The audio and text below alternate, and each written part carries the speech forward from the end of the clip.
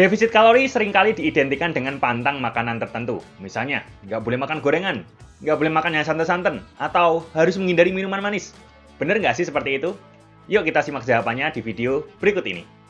Sebelum mulai cerita hari ini, aku mau tanya dulu nih. Menurut kamu ada nggak sih pantangan-pantangan dalam melakukan defisit kalori? Misalnya, nggak boleh makan makanan golongan tertentu, atau nggak boleh makan bahan makanan tertentu. Menurut kamu gimana? Coba tulis pendapatmu di kolom komentar ya, aku mau denger. Aku tunggu, pause dulu aja videonya. 1, 2, 3. Ya, terima kasih yang sudah isi komen. Sekarang kita mulai cerita hari ini. Begini, salah satu miskonsepsi yang sering aku dengar adalah adanya pantangan-pantangan makanan tadi dalam melakukan defisit kalori. Sering banget lah ya kita dengar katanya kalau mau defisit kalori itu nggak boleh makan gula, nggak boleh makan garam, nggak boleh makan karbo, nggak boleh makan gorengan, nggak boleh nyemil, dilarang makan junk food, or apapun itu. Nah sebenarnya ini adalah miskonsepsi. Kita perlu tahu dulu nih, untuk mencapai yang namanya defisit kalori, dari segi pola makan kita perlu menempuh kalori restriction, alias pembatasan kalori. Nah, kalori restriction ini bukanlah food restriction. Harus paham dulu ya bedanya apa. Kalori restriction artinya adalah membatasi asupan kalori harian. Misalnya ya, kebutuhan energimu dalam sehari itu 2000 kalori untuk mempertahankan berat badan. Nah, kemudian kamu membatasi asupanmu jadi 1700 kalori aja. Dan akhirnya jadi defisit. Ini kalori restriction. Kalau food restriction itu beda. Yang dibatasi adalah jenis makanannya. Misal nih, ada orang memilih untuk tidak mengkonsumsi tepung. Jadi dia menghindari nih makan mie, nggak makan roti, nggak makan kue manis, dan berbagai olahan tepung lainnya. Ini food restriction. Kelihatan ya bedanya, kalau kalori restriction itu yang dibatasi kalorinya, kalau food restriction itu yang dibatasi golongan makanannya. Nah sebenarnya, food restriction yang dilakukan secara strategis memang bisa membantu untuk mencapai kalori restriction. Simpel aja, karena ada golongan makanan yang dihindari, dan umumnya dalam konteks menurunkan berat badan, yang di-cut itu rata-rata yang enak-enak dan energinya tinggi seperti itu ya, sehingga endingnya ya ada pengurangan energi dan akhirnya mengarah ke berkurangnya asupan energi. Tapi kamu perlu paham, kalau kalori restriction sendiri, itu bisa dicapai tanpa perlu melakukan food restriction. Kamu tetap bisa makan apa aja selama kamu tidak dalam kondisi medis tertentu dan selama asupan gizimu dalam sehari sudah dimaksimalkan. Kenapa nggak perlu food restriction? Karena nanti kamu jadi nggak menikmati dietmu, makin susah konsisten, dan takutnya hubungan kamu dengan makanan jadi memburuk. Kita pakai contoh kasus deh ya. Si Pretty itu suka banget makan burger. Helena suka banget makan kue-kue manis. Dan si JJ suka banget kulineran yang umumnya makanannya banyak gorengan dan berminyak-berminyak. Nah, kalau dilihat dari ajaran di masyarakat, makanan kesukaan mereka ini nggak cocok banget lah ya sama dunia diet-dietan. Yang satu junk food, yang satu makanan manis, yang satu makanan tinggi lemak.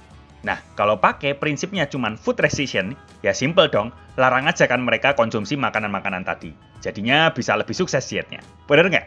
Bisa-bisa aja sih kalau memang orang-orang tersebut benar-benar punya tekad super kuat dan siap untuk tidak mengkonsumsi makanan favoritnya tadi seumur hidup. Masalahnya, di masyarakat, saya yakin tidak banyak orang yang bisa seperti ini.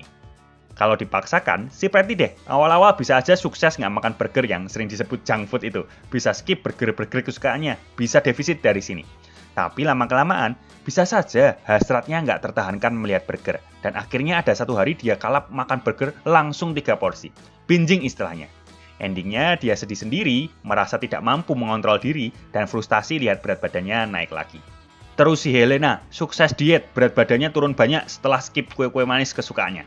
Setelah berat badannya mencapai target dengan diet yang sebenarnya tidak dia nikmati, dia balik lagi ke pola makan lamanya. Konsumsi kue manisnya naik lagi perlahan-lahan. Endingnya, berat badannya naik lagi, dan kemudian si Helena menganggap diet itu sia-sia, karena nanti ya paling juga naik lagi. Terus malah cari obat-obat pelangsing setelah itu nih, karena merasa kalau diet doang ya nggak bisa seperti itu. Si JJ nih, cepet juga turun berat badannya karena konsumsi minyaknya berkurang drastis. Jadi asupan kalorinya benar-benar hemat.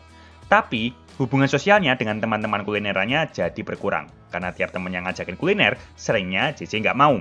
JJ juga sering memilih menu yang sebenarnya bukan favoritnya, karena ya mau nggak mau harus menghindari gorengan. Dietnya sih lancar, tapi happiness-nya jadi turun. Nah, dari kasus-kasus tadi paham ya? Kalau memang semudah itu bagi seorang manusia untuk menghindari kenikmatan duniawi, makanan-makanan kesukaannya, saya yakin semua orang sudah sukses dietnya. Angka obesitas juga akan turun jauh. Nyatanya, kalau cara ini yang terbaik, kenapa hal ini tidak terjadi kan? Banyak yang habis diet, beratnya naik lagi, dan angka obesitas pun naik terus.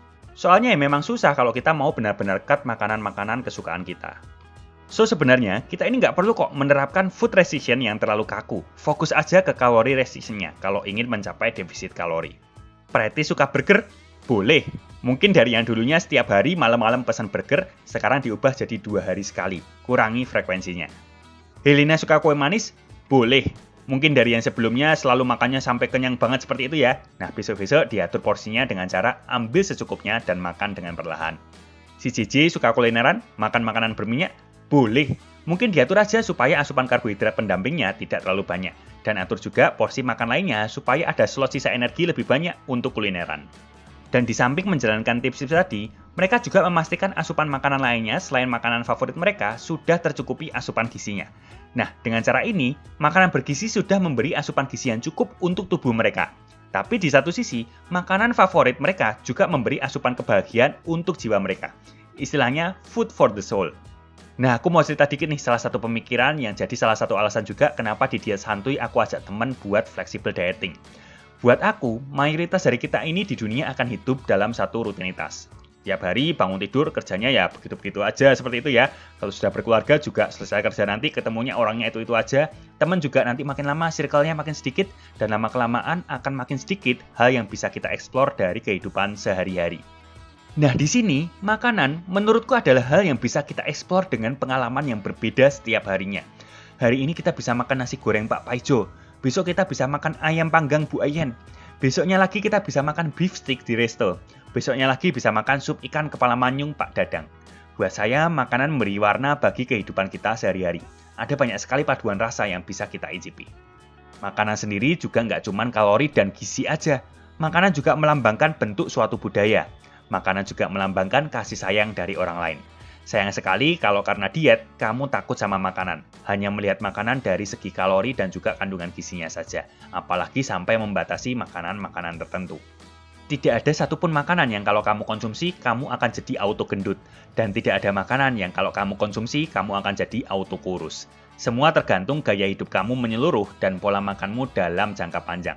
Dan ngomongin jangka panjang, ya kalau saya sendiri tetap memilih bisa menikmati makanan-makanan enak kesukaan saya. Kalau kamu gimana nih? Milih menghindari makanan tertentu atau tetap bisa makan tapi dengan moderasi? Ya itu aja cerita di video kali ini. Semoga kamu nangkep ya maksud cerita hari ini. Di mana defisit kalori itu tidak sama dengan pantang berbagai jenis makanan. Defisit kalori bukan berarti food restriction. Oke? Nah, next video kita akan membahas topik soal dikira defisit kalori itu sama dengan menghitung kalori. Ini miskonsepsi yang masih sangat sering terjadi. Defisit kalori itu bukan menghitung kalori. Oke? Nah, next video kita akan bahas ini lebih detail. Oke, terima kasih ya yang sudah nonton video ini sampai habis. Tonton juga video-video dari satu lainnya ya. See you di video selanjutnya.